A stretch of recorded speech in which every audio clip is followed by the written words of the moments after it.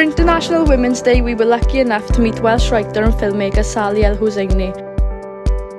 Born in Swansea, her debut film My Brother the Devil took the film industry by storm. A streetwise drama about two brothers caught up in gang violence in London that touches on prejudice and identity. Her other notable film, currently doing well on Netflix, is The Swimmer. The film stars real-life sisters telling the true story of two young girls who flee war-torn Syria and end up competing in the 2016 Olympics. Let's meet the creator, writer and filmmaker Sally hosani. I'm Sally hosani, I'm a filmmaker and I'm here with some students from Penedre High School.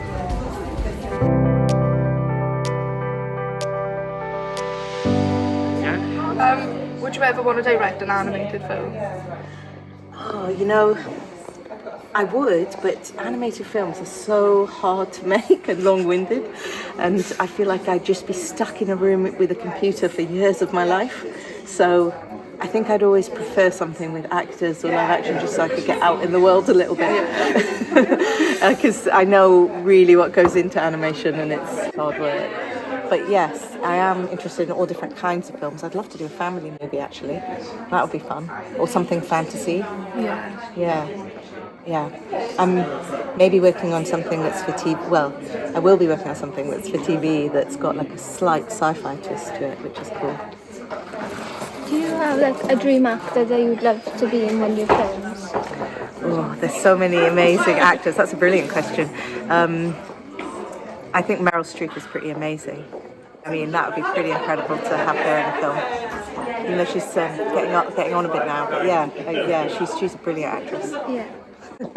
What are your thoughts on like musical theatre and like, do you think that's a part of the film industry? Yeah, well, it's strange because theatre's always been quite separate to film and TV, and you tend to have, especially musical theatre, it seems to be like its own thing a bit more. So there's a lot of division between theatre and film and TV. There are directors who kind of cross between them, but it feels like they've done theatre first and then they go into film and TV. I'd love to try putting on a play, but I'd probably do something more serious because I'm not sure with musical theatre, although the choreography would be a lot of fun. And I love the sound of music and I love musicals. So, there should be more crossover, but there isn't. And so you tend to have actors, for example, who are musical theatre actors who only go up for theatre or musical theatre specifically. And honestly, they're some of the most hard-working actors that I've ever seen because they're getting on the stage and auditioning and dancing and singing and acting every single day. And it's hard work. What would be your best advice for somebody who has like a dream job but feels that because they're in a small town they can't reach that dream job? What would be your best advice for that? Yeah, I think now with the internet, the world is a smaller place and you are able to like reach out of like where you are geographically and make connections and build relationships with like other places. So I would say pursue that job even if it means you've got to get out of your comfort zone. And I think getting out of your comfort zone is quite important because that's how you learn, by like going places or traveling or going places you didn't expect yourself to. So for example, in film and TV, the BBC and other companies sometimes have like work training schemes and schemes like that for people. They're often unpaid, unfortunately, but they're only for a few weeks. And if you can get onto one of those, it doesn't matter where it is, that experience would be incredible for you, for just making contacts, thinking bigger than where you are, because there's a whole world out there with a lot of opportunities. So I'd say, get out of your comfort zone and make those connections and pursue that career that you want. You mentioned earlier that you read a lot of books growing up because your dad said that you could learn anything from a book. If you could take a book and make it into a film, what book would it be? Oh, there's a lot of books that I'd love to make into films. That's a great question. There's one book that I really like that's called The Magus by John Fowles.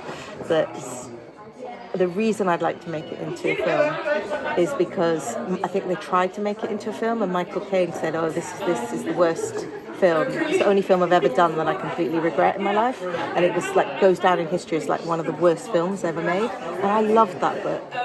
and I think it would be really cool to like turn it into a kid film because it's had so much bad press. So that's one that popped in my mind. But there's actually lots of books that I'd like to turn into films. Yeah. Out of most movie tropes, what would you say is your least favourite, which you see all the time now?